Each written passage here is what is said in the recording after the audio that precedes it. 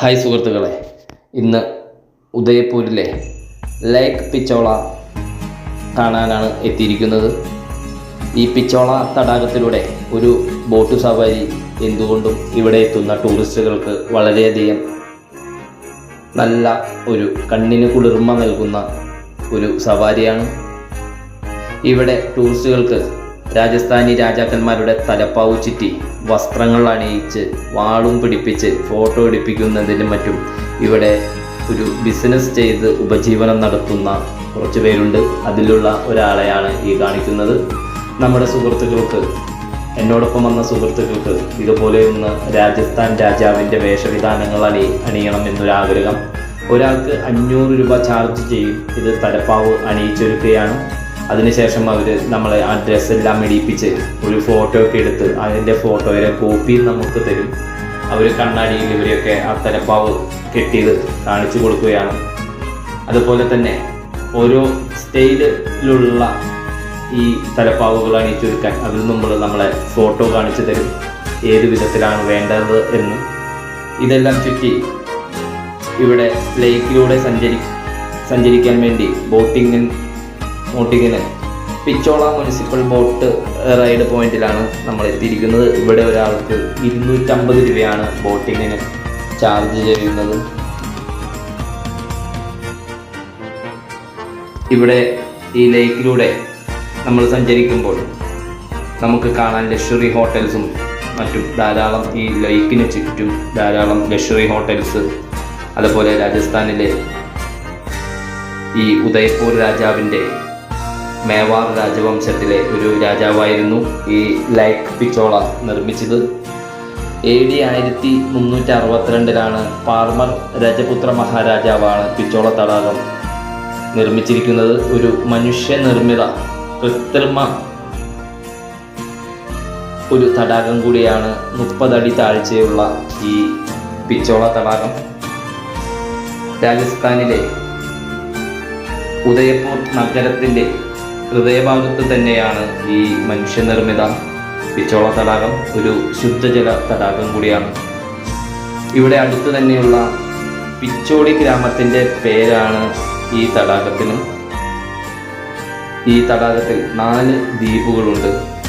ഒന്നിൽ ലേക്ക് പാലസ് നിർമ്മിച്ചിരിക്കുന്ന ജഗ് നിവാസ്, ഇതാണ് ഇന്ന് താജ് ഹോട്ടലായി മാറിയിരിക്കുന്നത്. രണ്ടാമത്തേത് ജഗ്മന്ദിർ. മൂന്നാമത്തേത് ഒരു ചെറിയ ദ്വീപാണ്. അതിൽ വെടിമരുന്നുമെല്ലാം അന്നത്തെ കാലത്ത് സൂക്ഷിച്ചിരുന്ന ഒരു ദ്വീപാണ്. മറ്റൊന്ന് മോഹൻ മന്ദിർ. ഇവര് എല്ലാം തന്നെ ഡ്രസ്സൊക്കെ ഇട്ട് രാജാവിൻ്റെ വേഷവിധാനങ്ങളെല്ലാം ഇട്ട് തയ്യാറായി നിൽക്കുകയാണ്. ഇനി അദ്ദേഹം ഫോട്ടോ ഒക്കെ എടുത്ത് കൊടുക്കും.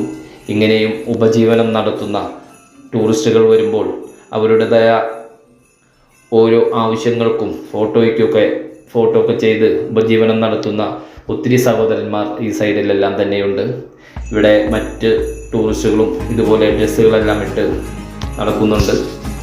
നേരെ കാണുന്ന ഈ സൈഡിൽ കാണുന്നതാണ് പിച്ചോള തടാകം. വനിതകൾക്കുള്ള രാജ്ഞിമാരുടെ ഡ്രസ്സും എല്ലാം തന്നെ ഇവിടെ അണിയിച്ചൊരുക്കുന്നുണ്ട്.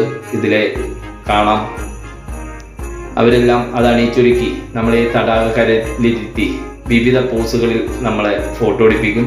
അങ്ങനെ ഞങ്ങൾ ഈ ബോട്ടിൽ കയറി ഉദയ്പൂർ പിച്ചോള തടാകത്തിലൂടെ കാണുന്ന നിരവധി തടാകങ്ങളിൽ 3 പിച്ചോള തടാകവുമായി ബന്ധിപ്പിച്ചിരിക്കുന്നുണ്ട്. സ്വരൂപ് സാഗർ തടാകം, അതുപോലെ തന്നെ ഫത്തേ സാഗർ തടാകം എന്നിവയുമായി ഈ തടാകം ബന്ധിപ്പിച്ചിരിക്കുന്നു. ഇതുകൊണ്ട് തന്നെ ഉദയ്പൂർ സിറ്റി ഒരു തടാകങ്ങളുടെ സിറ്റി എന്നും അറിയപ്പെടുന്നുണ്ട്. ഈ തടാകത്തിന് ചുറ്റും കൊട്ടാരങ്ങൾ, മാർബിൾ ക്ഷേത്രങ്ങൾ എന്നിവയും തടാകത്തിന് നടുവിലായി ലേക്ക് പാലസും സ്ഥിതി ചെയ്യുന്നു. പിച്ചോള തടാകത്തിലെ ഒരു ദ്വീപിൽ പണിത കൊട്ടാരമാണ് ജഗ്മന്ദിർ. ഇതിനെ ലേക്ക് ഗാർഡൻ പാലസ് എന്നും വിളിക്കുന്നുണ്ട്. ഇതാണ് ഞങ്ങളുടെ ബോട്ട് ഡ്രൈവർ സ്രാങ്ക്. ഇത് ഞങ്ങൾ ഒന്ന് അവിടെയുള്ളവരുടെ എല്ലാം ഞങ്ങളോടൊപ്പം സഞ്ചരിച്ചവരുടെയൊക്കെ എല്ലാം ഇതിലൂടെ ഈ തടാകത്തിൻ്റെ ചുറ്റുമുള്ള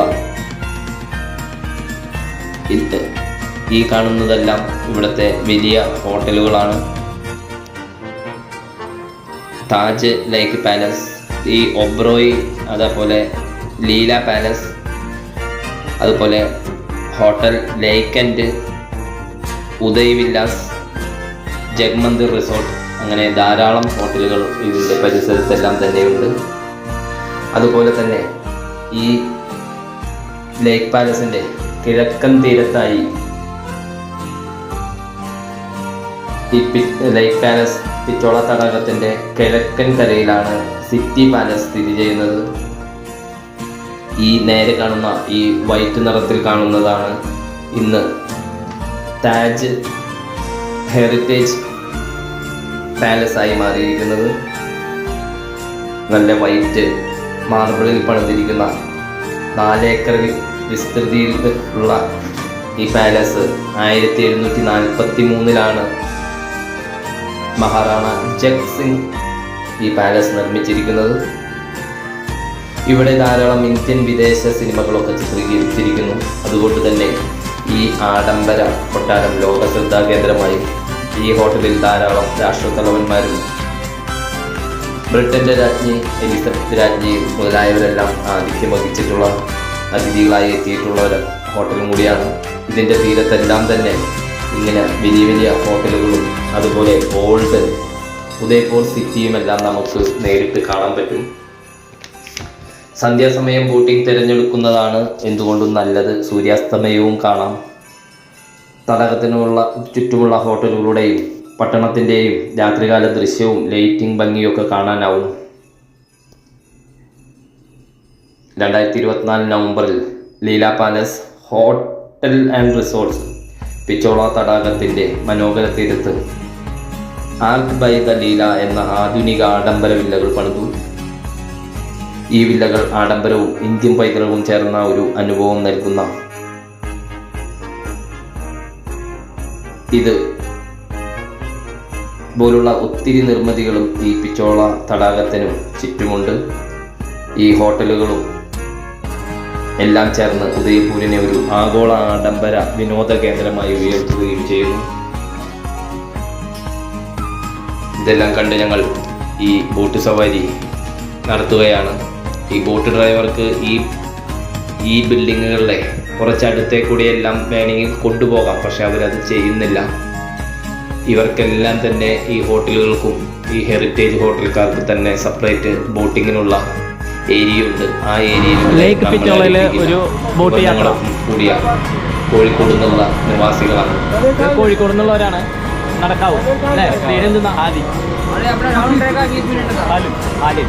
3 പേരും കോഴിക്കോട് നിന്ന് ഓൾ ഇന്ത്യ ഞങ്ങളെ പോലെ തന്നെ എത്തിയിരിക്കുകയാണ്. അവർ ഒരു ദിവസം എത്രയാണെന്നൊന്നും യാതൊരു ഇതില്ലാണ് വന്നേക്കണേ. ഇന്ത്യയിലെ നോർത്ത് ഈസ്റ്റ് ഒഴിച്ചുള്ള എല്ലാ സംസ്ഥാനങ്ങളിൽ നിന്നും പോകും അല്ലേ? ഞാൻ കഴിഞ്ഞ കൊല്ലം ബുള്ളറ്റിൽ നോർത്ത് ഈസ്റ്റിലുള്ള എല്ലാ സംസ്ഥാനത്തും 90 ദിവസം എടുത്തിട്ട് കറങ്ങി വന്നതാണ് കഴിഞ്ഞ കൊല്ലം ഈ സമയത്ത്. നോർത്ത് ഈസ്റ്റ് പോയില്ല.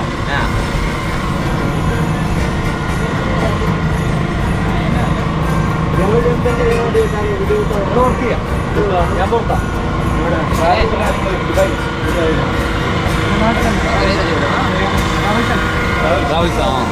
എറണാകുളത്ത് എവിടെയാ? പാടിവട്ടം.